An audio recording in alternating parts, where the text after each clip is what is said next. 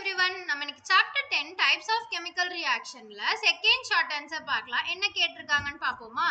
Why does the reaction rate of reaction increases on rising the temperature? இந்த rate of reaction இருக்கு இல்லையா, இது வந்து எனக்கு அதிகமாகுது, டெம்பரேச்சரை வந்து அதிகம் பண்ணும்போது ஏன் அப்படின்னு சொல்லி கேட்டிருக்காங்க. இப்போ இந்த ரேட் ஆஃப் ரியாக்ஷனா என்னன்னா, எனக்கு இந்த ரியாக்டன்ட் வந்து ப்ராடக்டா ஃபார்ம் ஆகுறதுக்கு எனக்கு ஸ்பீடு இருக்கும், கரெக்டா? அந்த ஸ்பீடை தான் என்ன சொல்றாங்க அப்படின்னா ரேட் ஆஃப் ரியாக்ஷன் அப்படின்னு சொல்றாங்க. ஓகேவா? ஸோ இந்த ஸ்பீடு வந்து எனக்கு டெம்பரேச்சரை நான் அதிகம் பண்ணும்போது இந்த ஸ்பீடு வந்து என்ன ஆகுது, ஃபாஸ்டா எனக்கு வந்து அந்த ரியாக்ஷன் வந்து என்ன ஆயிடுது அப்படின்னா நடந்துருதுன்னு சொல்றாங்க. ஏன் அப்படின்னு கேட்டிருக்காங்க. இப்ப எனக்கு இந்த ரியாக்டன்ட் இருக்கும் இல்லையா, ரியாக்டன்ட்னா ரெண்டும் எனக்கு ரியாக்ட் ஆகி ப்ராடக்ட் கிடைக்கும், கரெக்டா? இந்த ரியாக்டன்ட்டுக்குள்ள எனக்கு ஒரு ரியாக்டன்ட்ல எவ்வளோ ரியாக்டன்ட் வேணா இருக்கலாம், ஒரு ரியாக்டன்ட் 2 ரியாக்டன்ட் சேர்ந்தெல்லாம் எனக்கு ப்ராடக்ட் வந்து கிரியேட் ஆகும். இப்ப எனக்கு இந்த ரியாக்டன்ட்டுக்குள்ள பார்ட்டிகல்ஸ் இருக்குமா, இந்த பார்ட்டிகல்ஸ் இருக்குன்னு வச்சுக்கோங்களேன். இப்ப நான் இந்த ரியாக்ஷன்ல டெம்பரேச்சர் அப்ளை பண்றேன். ஸோ டெம்பரேச்சருங்கிறது என்னது, டெம்பரேச்சர்னா என்ன, சூடு தானே.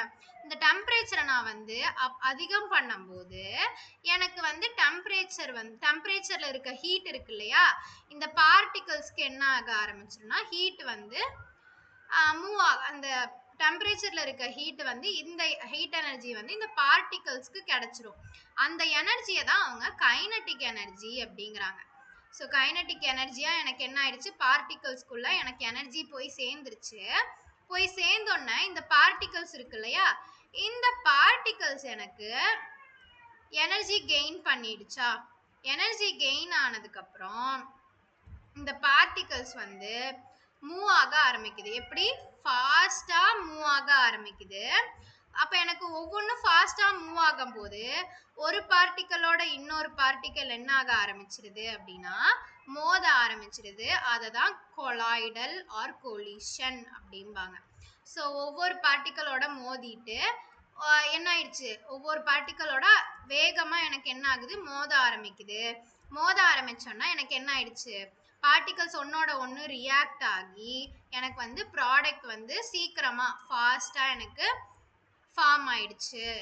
ஸோ இதனால தான் என்ன சொல்றாங்கன்னா அந்த டெம்பரேச்சர் அதிகம் பண்ணால் எனக்கு சீக்கிரமாக ப்ராடக்ட் ஃபார்ம் ஆயிடும்னு சொல்றாங்க. ஸோ ரீகால் பண்ணிடலாமா, எனக்கு இந்த ஒரு ரியாக்ஷனோட ஸ்பீடு வந்து எனக்கு டெம்பரேச்சர் அதிகம் பண்ணும்போது சீக்கிரமாக கிடைக்குது. ஏன் அப்படின்னு கேட்டிருக்காங்க.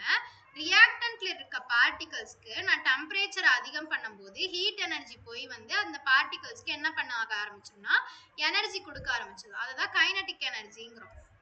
அந்த எனர்ஜிக்கு அதுக்கு எனர்ஜி கிடைச்சதுக்கு அப்புறம் அந்த பார்ட்டிகல்ஸ் என்ன ஆக ஆரம்பிக்குது அப்படின்னா ஃபாஸ்டா மூவ் ஆகுது.